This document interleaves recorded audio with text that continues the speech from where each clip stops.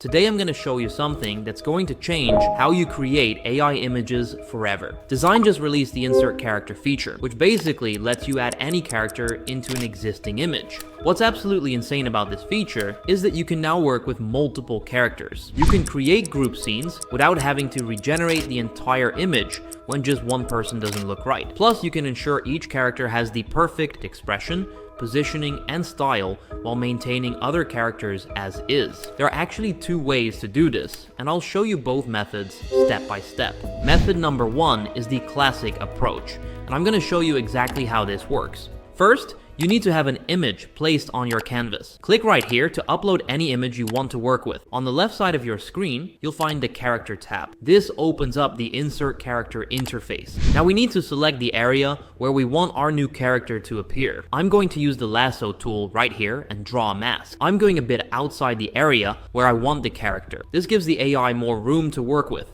Also, the size of this mask will determine how big your character appears, so think about your composition. Now for selecting our character, I'm going to click right here to open our character options. For this scene, I'll use this model to match our background style. I'll keep her description the same, and in the action box, I'll write, Catgirl lies on her stomach, on the bed, propped up on her elbows, holding her phone close. One leg is bent at the knee, foot resting in the air, while the other stretches out. Her eyes are fixed on the screen, expression calm but focused. Her fingers hover over the screen, frozen in concentration. I use ChatGPT to help me create super detailed prompts. This level of detail is exactly what the tool needs to create the perfect pose. Now I'll hit generate. You can see how the character blends naturally with our background. The lighting matches, the proportions are correct, and it looks like they were always part of the scene. If anything's not quite right, we can adjust our description and regenerate. Dzine will keep the same style, but give us a different pose or expression. Now if you're using Dzine's consistent character feature to generate your images, you'll notice an insert character button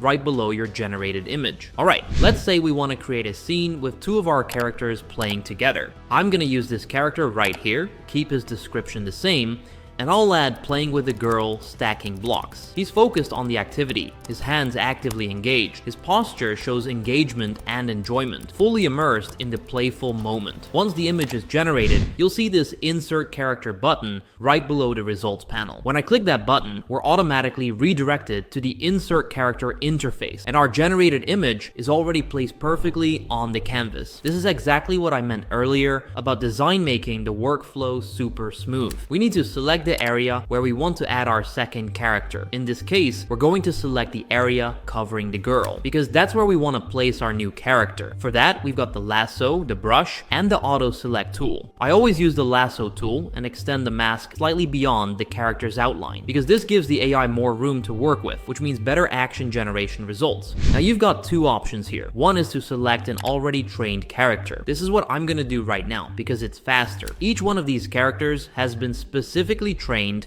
to maintain consistent style and features. I'll select this one, and Dzine provides a pre-generated character description right here in this text box. You can modify their clothing, their appearance, and pretty much anything you want, but always keep the style description at the end of the paragraph. That's what ensures your character stays consistent. So for this, I'll change it to cartoonish rendering style. And then I'm gonna add in a prompt right here so that the new character matches the pose of the previous character. This is optional, but if you want to keep the same pose, then definitely include it in your prompt. I'll type in Catgirl in profile view, sitting down and facing left. She looks fully immersed in the game with a happy expression. Her hands are placed on the stacking blocks. Let me generate this right now so you can see the result. As you can see, it turned out amazing. You can clearly see that this is the character we selected. Option 2 is adding a new character. If you want to do this, click this plus icon right here, and we'll create one from scratch. First, let's give our character a name. I'll name her Emily. Now I'm going to click upload reference images right here. But before we upload anything, there are some super important requirements you need to know. I actually made a full tutorial about consistent character generation where I show you exactly how to create the perfect reference images using Dzine. If you want to check it out, I'll leave a link for it in the description. But let me quickly tell you the most important things. Your images need to be at least 512 pixels in both width and height,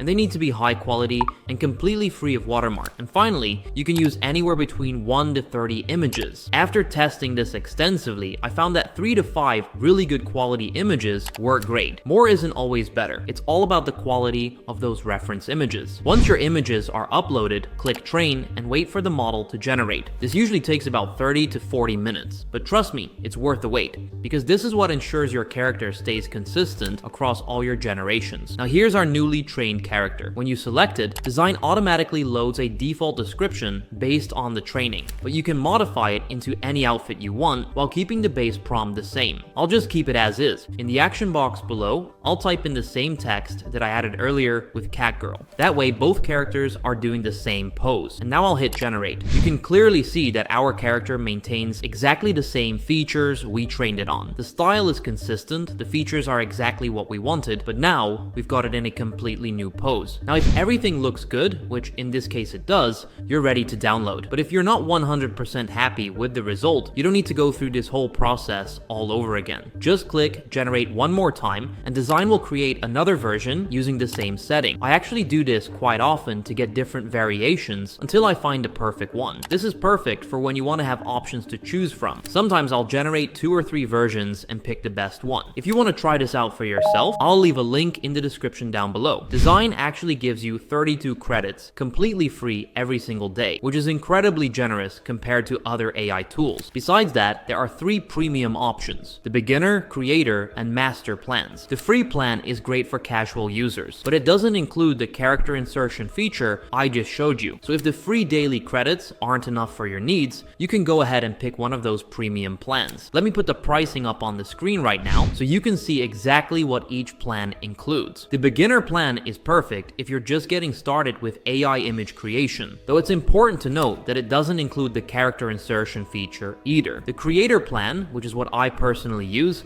gives you enough credits to create content consistently while unlocking all the essential features, including character insertion. And if you're really scaling up your content creation or running an agency, the master plan provides the highest volume of credits and priority support. I recommend starting with the creator plan if you're serious about including this into your workflow, as the additional features make a huge difference in what you can create. If you'd like to see more tutorials like this, feel free to share your suggestions. Thanks for watching, and I'll see you in the next video.